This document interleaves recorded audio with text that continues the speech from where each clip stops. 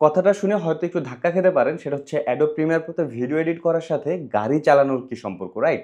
আচ্ছা, একটা সম্পর্ক আছে। ধরেন আপনি যখন একটা গাড়ি স্টার্ট করলেন, সেই গাড়িটা কিন্তু একদম ধরেন 0 থেকে ধীপ করে 100 তে চলে যাবে না, রাইট?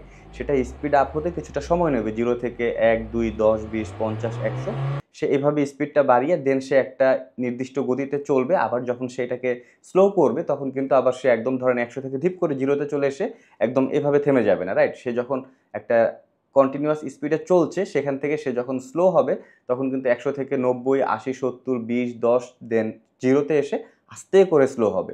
সো এই ব্যাপারটা খুবই ন্যাচারাল। কোনো কিছু যেকোনো কিছুই অ্যাকচুয়ালি যখন স্পিড আপ বা স্পিড ডাউন হয় এটা নির্দিষ্ট একটা সময় লাগে বা একটু স্লোলি কন্টিনিউয়াসলি এটা step by step speed up হয় আবার স্পিড ডাউন হয়। এখন এই জিনিসটা কেন বললাম? কেননা এই ব্যাপারটা যদি আমরা বুঝি তাহলে আমাদের একটি বিষয় ক্লিয়ার হয়ে যাবে। সেটা হচ্ছে যখন আমরা অ্যাডোব প্রিমিয়ার প্রোতে ভিডিও এডিট করি সেখানে নানা ধরনের ইফেক্ট এড করা লাগে।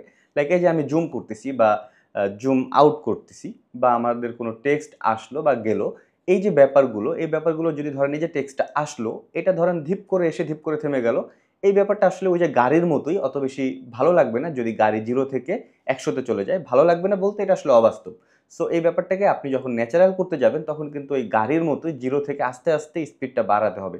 সো একইভাবে কিন্তু এই টেক্সটটাও যখন আসবে সে একটা স্পিডে আসবে দেন যখন সে থামবে সে একটু স্টেপ বাই স্টেপ আস্তে, আস্তে স্লো হবে। আবার যখন সে মোশনটা শুরু করে আবার যখন ব্যাকে চলে যাচ্ছে তখন কিন্তু সে আবার ধরেন যে একটা 0 থেকে আস্তে করে স্পিডটা আপ করে দেন সে চলে গেল। অর্থাৎ তার এই যে আসা যাওয়ার যে স্পিডটা এবং এই যে সে এসে থামলো, এই স্পিডটা কিন্তু একটু স্মুথলি আপ ডাউন হচ্ছে। সো এই ব্যাপারটাকেই যখন আমরা প্রিমিয়ার প্রোতে ভিডিও এডিট করার সময় স্মুথলি সেট করতে পারবো দেন ইট লুকস রিয়েলি ন্যাচারাল। তো আজকের ভিডিওতে আসলে আমি আপনাদের সাথে এই জিনিসটি শেয়ার করব। মূলত আমরা কি ফ্রেমের মাধ্যমেই কিন্তু আমাদের ভিডিওর এই মোশনগুলো বা অ্যানিমেশনগুলো অ্যাড করে থাকি। বাট এই কি ফ্রেমটা যদি আমরা ইউজ না করে কি ফ্রেমের এখানে আরেকটি অপশন রয়েছে সেটা হচ্ছে is in or is out. তো এই ব্যাপারটাকে ইউজ করেও কিন্তু আমরা এই মোশনটা অ্যাড করতে পারবো এবং প্লাস পয়েন্ট হচ্ছে আমরা এই যে স্মুথ স্পিড আপ বা স্পিড ডাউনের কথাটা বললাম এই জিনিসটাও আমরা এখান থেকে অ্যাড করতে পারবো। সো চলুন কথা না বাড়িয়ে আমরা এই ব্যাপারটা কিভাবে সলভ করা যায় বা এটা কিভাবে ইউজ করা যায় পুরো ব্যাপারটি দেখে নিই। চলুন চলে যাই প্রিমিয়ার প্রোতে।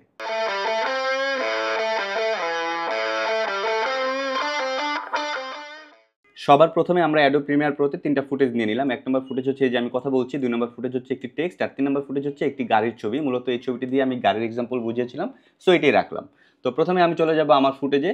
অনেক সময় দেখা যায় আমরা এই যে কথা বলতেছি এই কথার সময় নানা কারণে দেখা যায় হঠাৎ করে একটি জুম ইফেক্ট দেওয়া লাগে বা জুম আউট করা লাগে। সেটা করার জন্য আমরা কিন্তু ইফেক্টস কন্ট্রোলের সাহায্য নেই। যদি খুঁজে না পান উইন্ডোজে গিয়ে এখান থেকে ইফেক্টস কন্ট্রোল দিয়ে দেবেন, চলে আসবে।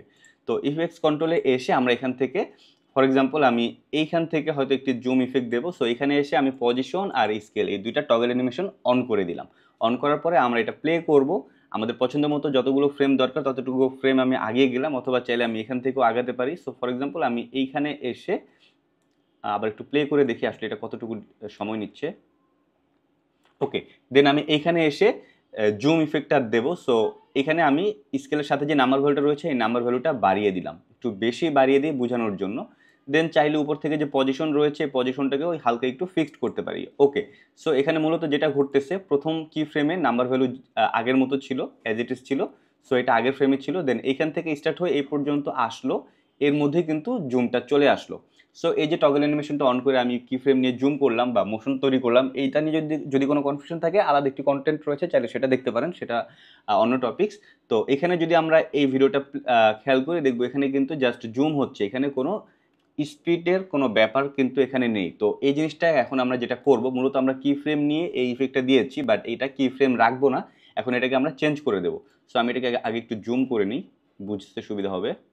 সো আমি একটু জুম করে নিলাম। তো এখন আমি যদি প্রথমে এটা খেয়াল করি এই কি ফ্রেমটাকে আমি এভাবে মার্ক করব, দেন রাইট বাটন প্রেস করে এখান থেকে টেম্পোরাল ইন্টারপোলেশনে চলে যাব। এখানে বেশ কিছু অপশন রয়েছে, আপনার চাইলে এগুলো একটা একটা করে চেক করে দেখতে পারেন। এক একটার এক এক রকম টেস্ট রয়েছে, বাট এখান থেকে আমি ইউজ করব ইজ ইন আর ইজ আউট। সো প্রথমে আমি ইজ আউট দিয়ে দিলাম অ্যান্ড দেন পরের দুটাকে আবার মার্ক করে রাইট বাটন প্রেস করে টেম্পোরাল ইন্টারপোলেশনে গিয়ে এখান থেকে ইজ ইন দিয়ে দেবো।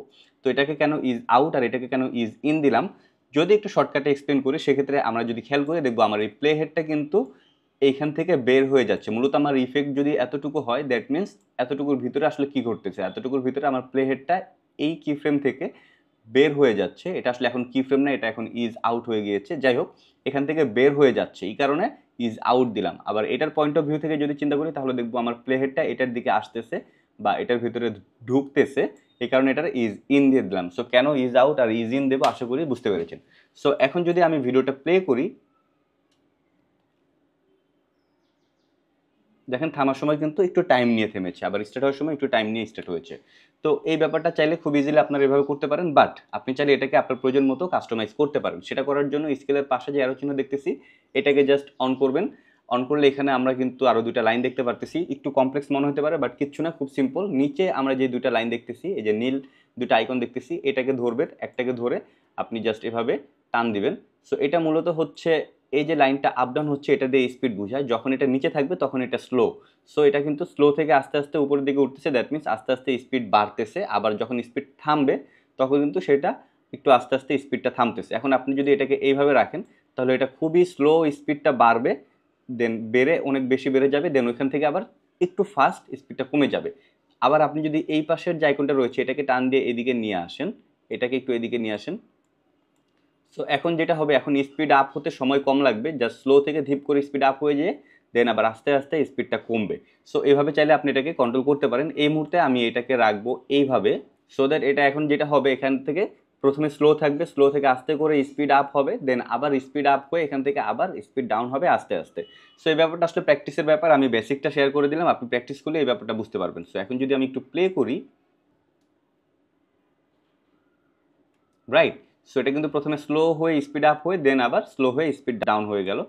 সো আপনি চাইলে এটাকে আরেকটু কাজ করতেই পারেন, লাইক আমি এটাকে এইভাবে রাখবো, স্পিড বাড়বে একটু স্লোতে, স্পিড বেড়ে দেন আস্তে করে স্পিডটা কমে যাবে। সো আমি এখন যদি প্লে করি আশা করি বুঝতে পারছেন ডিফারেন্সটা।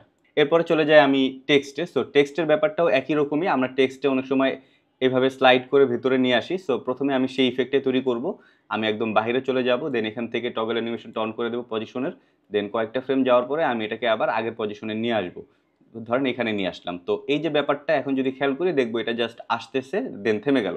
বাট এটাকে আমি জাস্ট রাইট বাটন প্রেস করে এখান থেকে টেম্পোরাল ইন্টারপোলেশনে গিয়ে ইজ আউট দিয়ে দেবো, অ্যান্ড এটাকে ধরে রাইট বাটন প্রেস করে আমরা এখান থেকে ইজ ইন দিয়ে দেবো।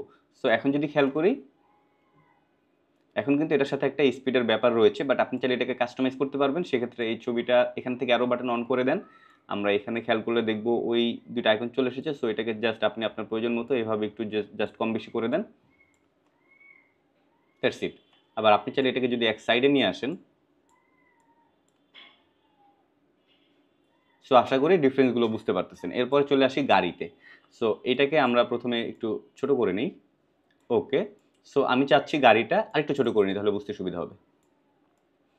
আমি চাচ্ছি গাড়িটা এখান থেকে স্টার্ট হবে, স্টার্ট হয়ে এখানে এসে থামবে। তো এটা করার জন্য আমরা পজিশনে চলে যাব, পজিশনে গিয়ে জাস্ট কয়েকটা ফ্রেম আগালাম, একটু বেশি করে ফ্রেম নিলাম, দেন এখানে এসে থামবে। সো এখন যদি আমি প্লে করে দেখি, একটা গাড়ি কিন্তু আসলে কখনোই এইভাবে স্টার্ট হয়ে এইভাবে থামে না, একদম জিরো থেকে ধীপ করে স্টার্ট হয়ে আবার ধীপ করে থেমে গেল, এভাবে কিন্তু কোনো গাড়ি আসলে থামে না।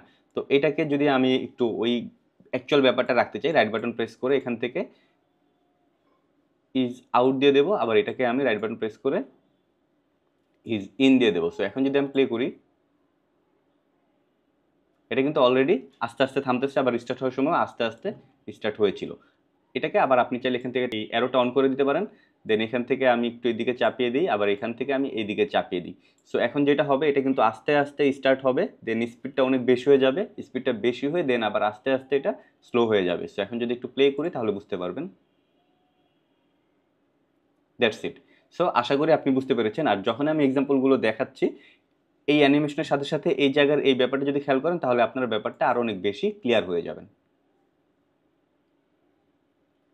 That's it. সো আপনারা চাইলে এইভাবেই কিন্তু আপনার যে কোনো কিছুকে যখন আপনি অ্যানিমেট করবেন সেটার স্পিডটাকেও খুব সুন্দরভাবে কন্ট্রোল করতে পারেন। তো আপনি গাড়ি চালাতে পারুন বা না পারুন, প্রিমিয়ার প্রোতে ভিডিও এডিট করার সময় কিভাবে আমরা গাড়ির মতো করে আমাদের স্পিডকে ঠিক এভাবে কন্ট্রোল করতে পারি, এই ব্যাপারটা আশা করি যদি মনোযোগ দিয়ে দেখে থাকেন অলরেডি বুঝে গিয়েছেন। সো ভিডিওটি যদি ভালো লেগে থাকে অবশ্যই লাইক, কমেন্ট, শেয়ার, সাবস্ক্রাইব করে সাথেই থাকবেন।